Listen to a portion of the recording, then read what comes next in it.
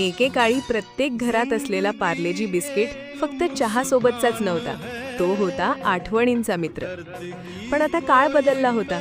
एक दिवस पार्लेजीने स्वतःशीच विचार केला, मी फक्त जुनी आठवण म्हणून राहू नये, नव्या पिढीपर्यंत मला पुन्हा पोहोचायचं आहे.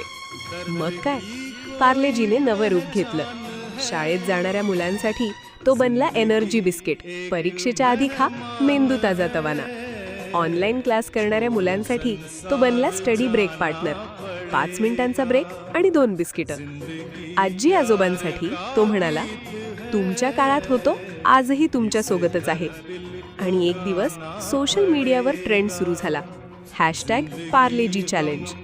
लोकांनी त्यांच्या बालपणीच्या आठवणी शेअर केल्या. कोणी म्हणालं पॉकेट मनीतून पहिलं बिस्किट, कोणी म्हणालं दुधात बुडवून खाल्लेला तो स्वाद.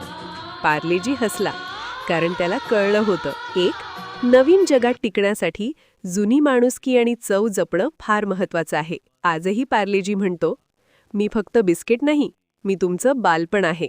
अशाच नवीन स्टोरी ऐकण्यासाठी सबस्क्राईब करा आपले स्टोरी चॅनल.